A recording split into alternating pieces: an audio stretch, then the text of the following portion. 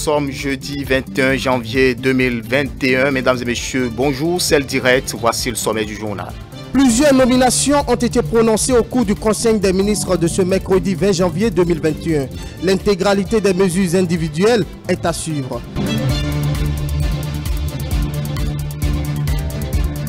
Vigilance, c'est l'appel du ministre de la Santé Benjamin Oupatine et pour cause, la résurgence de la pandémie du coronavirus.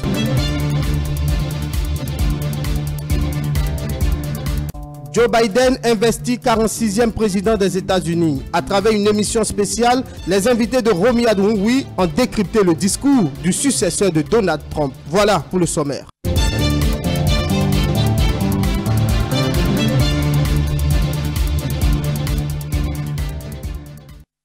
Bienvenue à toutes et à tous. Le président de la République a reçu dans cette matinée les vœux des présidents des institutions du corps diplomatique accrédité au Bénin et les forces armées béninoises. La cérémonie s'est déroulée au siège de Seme City de façon sobre, cordiale et conviviale. Nous y reviendrons dans nos prochaines éditions. Plusieurs décisions ont été prises en Conseil des ministres de ce mercredi 20 janvier 2021 par les membres du gouvernement. Il s'agit entre autres de l'adoption du décret portant autorisation de transport d'hydrocarbures à la société West African Oil Pipeline d'exportation Niger-Bénin, l'adoption du décret portant nomination des membres du Conseil d'administration de l'Agence nationale des transports terrestres, l'adoption du décret portant nomination des membres du Conseil d'administration de la Société de gestion des déchets et de la salubrité urbaine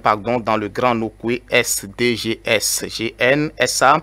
Aussi peut-on noter des nominations dans plusieurs structures étatiques. On écoute le porte-parole du gouvernement, Alain Roula. Ministère de la Justice et de la Législation. Directeur de l'Agence nationale d'équipement et du patrimoine immobilier de la Justice, Monsieur Maxime S. Goustanou. Ministère de l'Intérieur et de la Sécurité publique. Directeurs départementaux comme ci-après. Atakora Donga, M. Jacques Sambieni. Atlantique Littoral, M. Kossi Sedorou. Borgou Alibori, M. Saliou Babliba Koda. Mono Koufo, M. Roger Donou. Weme Plateau, M. André Okoundé. Zou Colline, M. Séraphin Zogo. Ministère de l'Agriculture, de l'Élevage et de la Pêche. Directeur de cabinet, M. Dossa Aguemon. Directeur de la Programmation et de la Prospective, M. Marius Maoussi Sojonu Aïna. Ministère de la Décentralisation et de la Gouvernance locale, chargé de mission à la préfecture de Natitengou, M. Mohamed Bawa Sissé. Ministère des Enseignements secondaires, techniques et de la formation professionnelle. Directeur de cabinet, M. Garba Ayouba. Directeur général de l'École des métiers du numérique, M. Isiakou Souleymane. Directeur de l'administration et des finances, M. Zakariatou Aboudou Maman. Ministère des infrastructures et des transports. Directeur général de la Société des infrastructures routières du Bénin, SIRB SA, M. Serge Armandobo.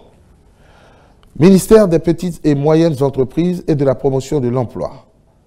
Conseiller technique juridique, Madame Eurydice Adjovi.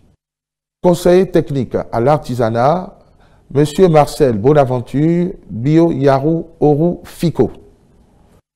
Suite à la résurgence de la pandémie du coronavirus dans le monde et au nombre des cas atteints au Bénin, le ministre de la Santé, à travers un point de presse tenu ce mercredi, a appelé à la vigilance et au respect strict des mesures barrières. Suivons la quintessence de ses propos. Depuis quelques semaines, à l'instar des autres pays de la sous-région et du monde, le Bénin est confronté à une recrudescence du nombre de cas. Ainsi, depuis le 1er janvier 2021, le nombre moyen de cas confirmés par jour a doublé, passant de 8 à 17. Le nombre de cas graves suit la même tendance. À la date du 19 janvier 2021, le Bénin compte 3595 cas confirmés à la PCR, dont 3290 guéris, 250 patients en cours de suivi, dont 38 cas graves et 5 décès enregistrés en 20 jours, portant à 48 le nombre de pertes en vies humaines liées à cette pandémie au Bénin. Ces cas graves et décès sont enregistrés surtout chez les sujets à risque, âgés de plus de 60 ans, porteurs de diabète, d'hypertension artérielle, d'accident vasculaire cérébral, souffrant de drépanocytose, d'obésité, d'asthme et d'autres maladies cardiovasculaires ayant consulté tardivement. Ces décès surviennent malgré la qualité des soins qui leur sont prodigués. Pour maîtriser la situation épidémiologique actuelle, le gouvernement prescrit le respect strict des mesures barrières, à savoir le port systématique de masques, le lavage des mains à l'eau et au savon, ou encore la désinfection des mains avec la solution hydroalcoolique et le respect de la distance de sécurité sanitaire d'au moins 1 mètre entre personnes, la consultation précoce ou l'appel du 136 au moindre signe faisant penser à la COVID-19 ou assimilable à des signes de grippe ou de paludisme, fièvre, toux, éternuement, rhume, diarrhée, perte du goût ou de l'odorat, difficultés respiratoires pour ne citer que ceux-là, le dépistage et la mise sous traitement présomptif systématique de tout cas suspect dans les formations sanitaires et les sites dédiés à cet effet sur toute l'étendue du territoire national. La poursuite de l'application de la politique de mise à disposition des pharmacies, de chloroquine et de masques à prix subventionnés en vue de favoriser leur accès à la population. C'est le lieu de rappeler à nos concitoyens que la vie a certes connu une reprise relative de son cours normal, mais la pandémie n'est pas terminée et nous devons rester vigilants. Et ce d'autant plus avec l'apparition de variants du virus qui se relèvent tout aussi dangereux. Nous devons par-dessus tout penser à la protection des personnes fragiles de notre entourage qui payent un lourd tribut au virus. Nous devons plus que jamais redoubler d'attention et de discipline pour venir à bout de la COVID-19. Le gouvernement reste attentif à l'évolution de la situation qu'il évalue quotidiennement. Vigilance et respect strict des mesures barrières. Le ministre de l'Économie et des Finances a reçu des mains de l'ambassadrice chef de la délégation de l'Union européenne un chèque de 30,5 milliards de francs CFA ce mercredi 20 janvier 2021, ceci dans le cadre de l'atténuation des conséquences du coronavirus. Stanislas Atadénion, Sémiati Sifou pour le reportage. 30 milliards 500 millions de francs CFA, c'est l'appui financier de l'Union européenne au Bénin. Ceci pour soutenir le gouvernement dans sa politique de gestion de la COVID-19. Cet appui vient compléter un premier soutien de 10 millions d'euros octroyé au Bénin en juin dernier. Ces fonds permettront d'appuyer les efforts du gouvernement du Bénin pour répondre aux conséquences sanitaires et socio-économiques de la COVID-19, notamment en faveur des personnes les plus vulnérables. L'ambassadrice chef de la délégation de l'Union européenne au Bénin a félicité le gouvernement béninois pour la façon dont il a géré la crise sanitaire et l'invite à continuer davantage. Je suis heureuse de rappeler ici la réponse rapide que l'Union européenne a pu apporter à la demande formulée par le Bénin. Dès le début de la crise, à travers un soutien par deux voies.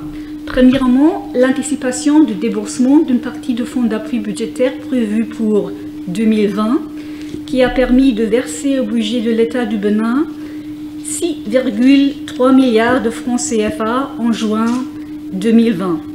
Deuxièmement, des aménagements aux 3 programmes d'appui budgétaire mis en œuvre au Bénin dans les domaines des finances publiques, de l'agriculture et de la décentralisation et de la déconcentration.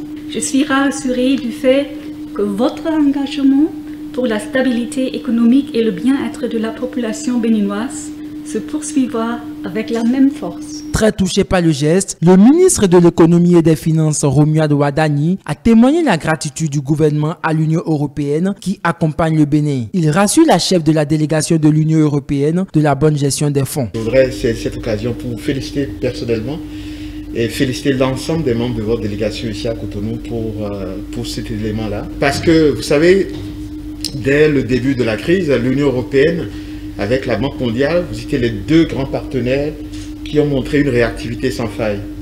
Et votre absence nous avait manqué. Et les équipes ont été formidables.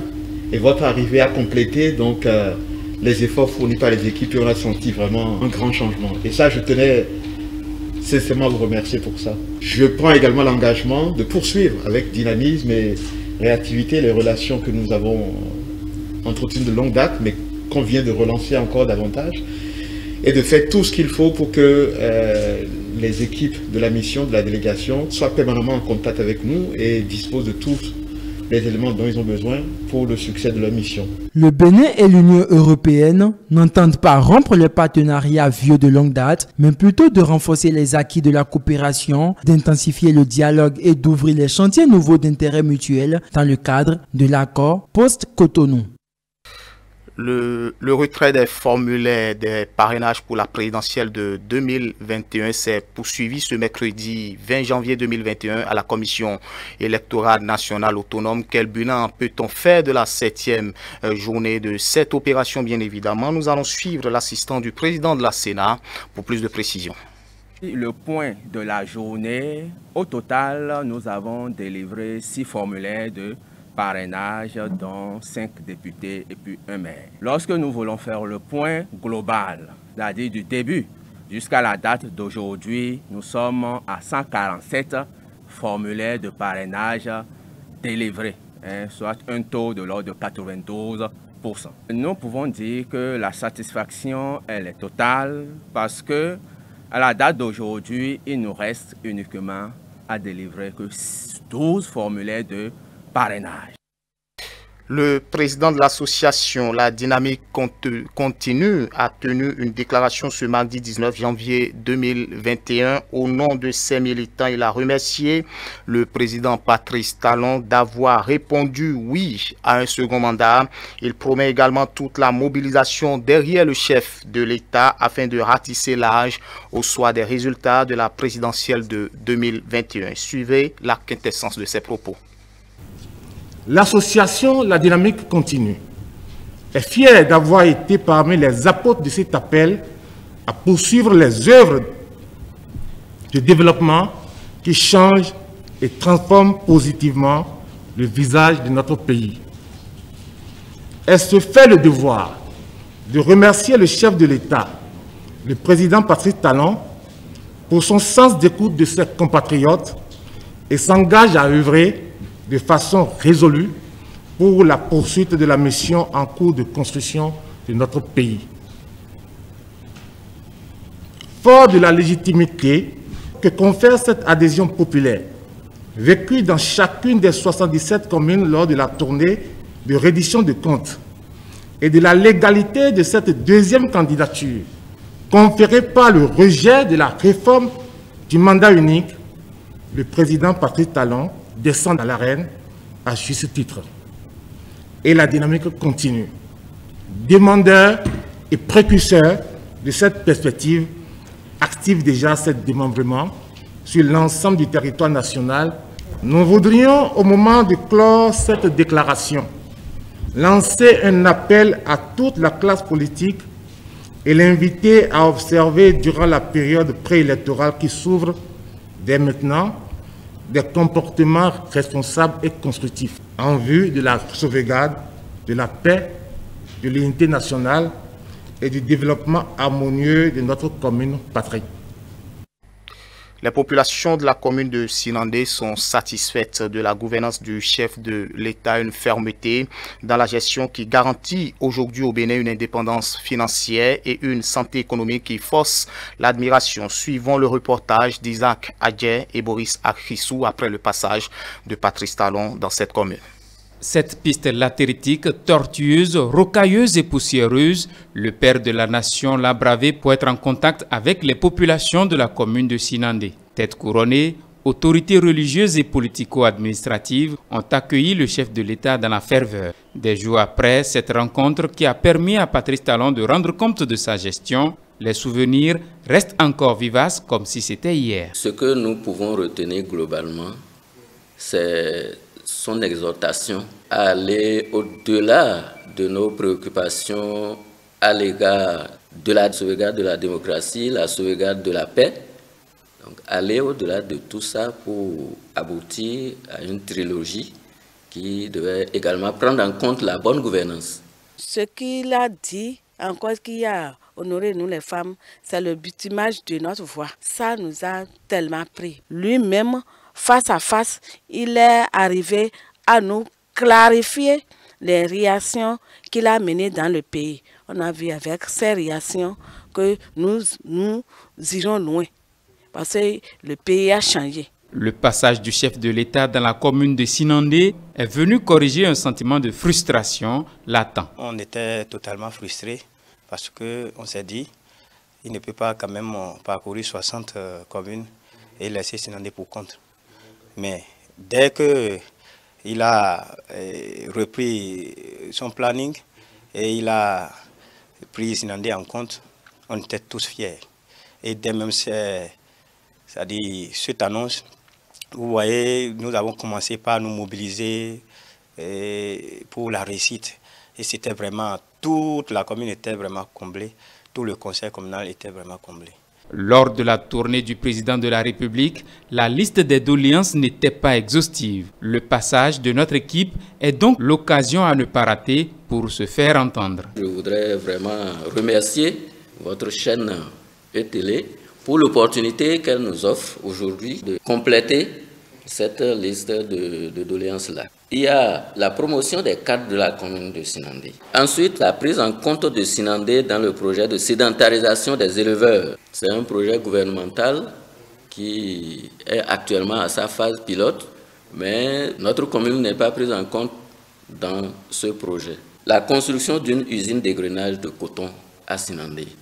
Dans le Borgou, nous sommes quand même la meilleure commune productrice de coton. Les différentes explications du chantre de la rupture ont éclairé la lanterne de certains leaders qui se feront désormais ses porte-paroles. Nous avons appris par sa propre voix l'amélioration de la santé économique et la gestion qui était mal faite, et on a enregistré par ici, par là, des éléphants blancs. Et il a expliqué le système par lequel ces éléphants blancs-là sont souvent nés. C'est tout ça là qui m'a trop enchanté. On a compris qu'il est en train de travailler. Parce qu'on ne savait pas. C'est dans les coulisses qu'on l'apprenait. Il est venu de lui-même, il a expliqué. Et ça nous a vraiment éclairé, ça nous a mis à l'aise. La commune de Sinandé, première force productrice de coton dans le Borgou, attend de connaître de grandes réalisations au cours du second mandat que les populations souhaitent de tout cœur à Patrice Talon. Retour à Cotonou, descend ce mardi du ministre des Infrastructures et des Transports, Hervé Romain, sur le chantier de construction de la voie Calavik-Bouta-Rouedo-Cococodi, accompagné du maire de la commune d'Abomey-Calavi, le directeur du Centre national de sécurité routière. L'autorité ministérielle est allée constater non seulement l'évolution des travaux, mais aussi et surtout régler les questions de sécurité routière sur le chantier. Reportage. Rappeler à l'ordre les acteurs impliqués dans la conduite des travaux de la route Calavik-Bouta-Rouedo-Cococodi concernant les cas d'accidents de circulation mortels enregistrés sur le chantier ces derniers jours. C'est le but de la séance de travail entre le ministre Hervé Romain et le directeur de la société Ebomaf en charge des travaux et ses collaborateurs. C'est le lieu pour le ministre des Infrastructures et des Transports d'annoncer les mesures immédiates prises pour pallier ce mal. Vérifier la qualité l'outil de travail, c'est-à-dire la qualité des véhicules. Deuxième mesure, nous allons vérifier la qualification de tous les conducteurs de véhicules, en particulier ceux qui sont conducteurs de poids lourds, pour voir l'authenticité des permis et voir l'adéquation entre la catégorie du permis de conduire et le véhicule que le conducteur utilise. Et vérifier si le détenteur de ce permis est vraiment son propriétaire. Ne seront désormais acceptés sur le chantier que des conducteurs de véhicules, pour les véhicules poids lourds, des conducteurs qui disposent de permis de conduire de poids lourd avec un minimum de 7 ans d'expérience. Si le permis de quelqu'un poids lourd n'a pas 7 ans d'expérience, nous ne l'acceptons plus sur nos chantiers. Et c'est une mesure qui sera généralisée sur tous nos chantiers. Le maire de la commune d'Abomey-Calavi a quant à lui présenté ses sincères condoléances aux familles éplorées tout en exhortant les agents de la société Ebomaf au respect du code de la route. J'ai perdu du samedi 16 au lundi 18, 9 de mes administrés, 9 cas de décès suite à l'imprudence dont vous faites preuve. Les familles sont en deuil. Je vais saisir l'occasion pour présenter d'abord mes condoléances au nom de la commune de Calavi aux différentes familles éplorées. Nous sommes là, c'est pour travailler, c'est pour le développement, c'est pour construire la route. Et construisons la route, faisons notre travail avec la conscience professionnelle qu'il faut. Le ministre Hervé Héhomé et sa délégation se sont ensuite rendus sur l'ast Akasato-Alada où les travaux d'urgence ont été entamés pour faire face à la recrudescence des cas d'accidents constatés sur ce TAS. Et ce, avant la construction proprement dite de cette voie comme prévu dans le PAG. Nous allons aménager en terre ce deuxième côté de la route et nous allons dévier le trafic des deux roues du sens nord vers le sud. Nous allons dévier ce trafic sur ce second côté qui sera aménagé en terre. Nous n'avons pas opté pour la solution de démolition du terre-plein central parce que les bordures du terre-plein central, notamment côté route revêtue, nous servent à maintenir la route en état, à garantir la durabilité de la route jusqu'au moment où nous serons prêts à réaliser le second côté. Le maire de la commune d'Abomey-Calavi salue la promptitude du ministre Hervé Héhomé et s'engage avec son conseil communal à accompagner le ministère pour le bonheur des citoyens. Joe Biden, âgé de 78 ans, a été investi ce mercredi 20 janvier 2021 président des États-Unis. Une cérémonie d'investiture qui a eu lieu en présence de plusieurs personnalités politiques américaines au Capitole. À ce sujet, votre chaîne de télévision E-Télé, à travers une émission spéciale, a décrypté le discours du nouveau président américain. Le point avec Karine Adeni.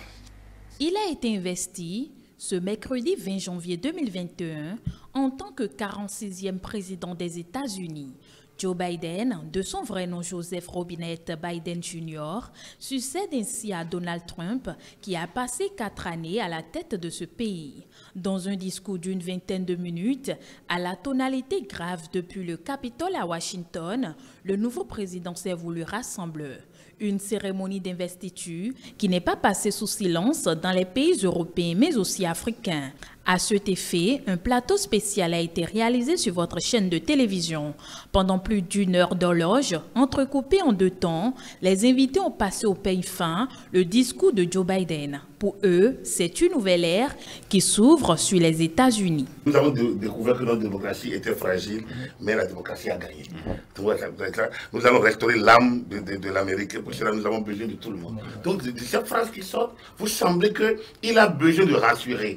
Il a senti que les États-Unis ont frôlé le pire, mais que l'espoir renaît avec lui. Je pense qu'il a lancé quelques jalons en guise de feuille de route pendant la campagne, mais surtout dans ce discours. Appel à l'union, les États-Unis veulent redevenir le phare, le phare de l'humanité.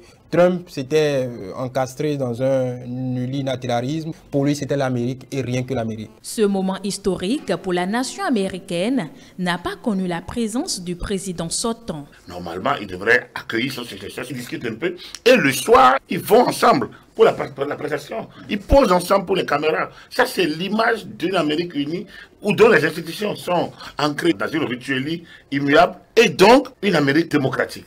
Au regard des crises profondes qu'ont traversées récemment les États-Unis, de nombreux défis en croient les invités attendent le nouveau dirigeant de la première puissance du monde. Et là où Biden doit faire beaucoup attention, c'est déjà de ne pas s'orienter directement vers la politique extérieure au point de laisser. Parce que Trump a du monde derrière lui. Un défi dont il est conscient, c'est de réunir ces deux Amériques qui sont profondément fracturées. Et ça, c'est un grand défi. Biden bien évidemment, même s'il a la volonté de revenir dans les accords de Paris, s'il rend encore les accords de Paris, mais il y aura toujours la bataille de la ratification à gagner au Congrès.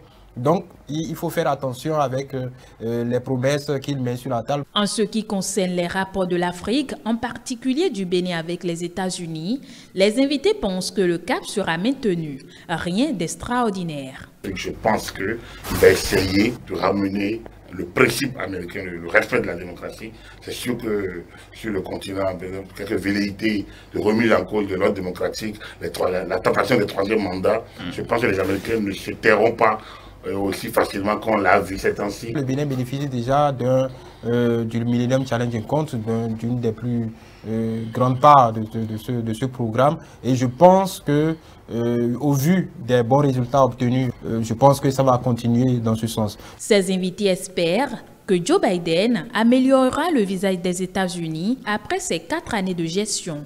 Il faut préciser que durant la cérémonie d'investiture, Kamala Harris a également prêté serment. Elle devient ainsi la première femme vice-présidente du pays, mais aussi la première noire à occuper cette fonction. Et c'est sur le résumé de Karina Deni que nous mettons un thème à cette édition de la mi-journée. Vous pouvez retrouver l'intégralité de cette émission à partir de 13h30, l'intégralité qui est intitulée l'investiture de Joe Biden. Et Téléinfo 13h, Stop FM. Merci de nous avoir suivis. Vous pouvez aussi nous retrouver sur nos différentes plateformes digitales www.etélébenin.com ou en tapant dans la barre de recherche Facebook ou YouTube Etélébenin. Très bonne suite des programmes.